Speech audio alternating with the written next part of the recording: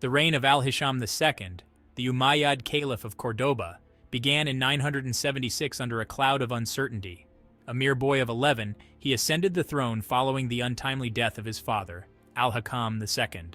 The reins of power fell into the hands of his mother, Sub, a woman of remarkable intellect and ambition. She found a reliable protector in Muhammad ibn Abi Amir, later known as Almanzor, meaning the victorious. Almanzor quickly proved himself to be an astute politician and a brilliant strategist. He deftly navigated courtly intrigue, consolidating his power base and securing the trust of the young caliph and his mother. Almanzor understood that true power lay in controlling the instruments of force. He recognized the importance of a strong and loyal army, one that would secure the borders of the caliphate and enforce his will. Almanzor's rise to power was swift and absolute, sidelining rivals and consolidating control over the military and administration. Al-Hisham became a mere figurehead, a puppet ruler in the hands of the increasingly powerful Almanzor. Almanzor understood that the success of his campaigns depended on the strength and loyalty of his army. He embarked upon a radical restructuring of the military, incorporating large numbers of Berbers from North Africa. These Berbers, renowned for their fighting prowess, brought a new dynamism to the Cordoban army. He implemented a rigorous training regime, instilling discipline and honing the skills of his soldiers. New tactics and strategies were introduced, emphasizing mobility and the element of surprise. Almanzor invested heavily in siege weaponry, recognizing their importance in breaking the defenses of fortified cities. He established an efficient system for supplying his troops, ensuring they were well equipped even on extended campaigns. These reforms transformed the Cordoban army into a formidable fighting force, loyal solely to Almanzor. Almanzor embarked on an aggressive campaign of expansion, launching devastating raids against the Christian kingdoms of northern Spain. His attacks were swift and brutal, designed to secure territory and instill fear in his enemies. He targeted their symbols of faith and power, aiming to demoralize and cripple their resistance. His campaigns took him across the Iberian Peninsula, from Leon to Galicia. He sacked Barcelona in 985, a major victory that sent shockwaves through the Christian kingdoms. 3 years later, he captured Leon, the capital of the Leonese kingdom, a symbolic victory of immense propaganda value. Perhaps his most infamous campaign was the sack and destruction of the Church of Santiago de Compostela in 997, a sacred site for Christians across Europe. While Almanzor's military exploits brought him glory and wealth, they also sowed the seeds of future discord.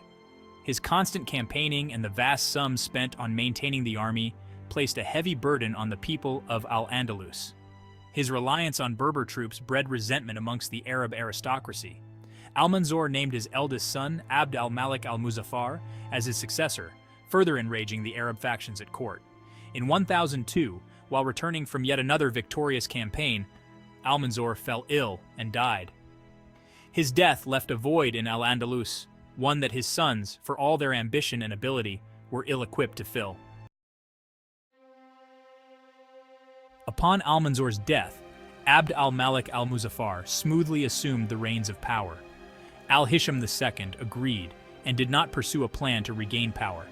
He inherited his father's political acumen and military skills, but also the simmering resentment that Almanzor's policies had created. The Arab aristocracy saw Abd al-Malik's ascension as a threat to their power and influence. The puppet caliph, Al-Hisham II, remained a shadowy figure, kept secluded and powerless. The death of Almanzor emboldened his supporters, who saw an opportunity to restore the caliph to his rightful place. The fragile peace unraveled, and in 1008, Abd al-Malik died under mysterious circumstances. His brother, Abdur Rahman Sanchuelo, seized power but made the fatal mistake of forcing Al-Hisham II to name him as heir. This act proved to be the final straw for the Arab factions. The forced abdication of Al-Hisham II ignited a firestorm of rebellion across Al-Andalus. The Berber troops, loyal to the memory of Almanzor and his sons, clashed with the Arab factions who rallied behind the deposed caliph. Cordoba descended into anarchy, its streets running red with the blood of civil war. In 1009, while Abdur Rahman was with his army fighting Christians in the north, many sympathizers of the Umayyads dethroned Al-Hisham II and enthroned Muhammad II. Abdur Rahman was later killed by one of his soldiers after his army deserted him. Muhammad II, a distant relative of Al-Hisham II, seized Cordoba and declared himself caliph. The Berber troops refused to recognize him, remaining loyal to their former master. The civil war raged on, tearing Al-Andalus apart and leaving it vulnerable to external threats. The once mighty caliphate, fragmented and weakened by internal strife, began to crumble. The Christian kingdoms to the north stepped up their attacks, reclaiming lands lost during Almanzor's reign. In 1009, after Berber troops were out of control in Cordoba, Muhammad II plotted to diminish their power. The Berber troops found out and made another Umayyad family member a caliph. This family member became the caliph named Sulayman. Now there were two Umayyad caliphs in Andalus, and civil war loomed on the horizon.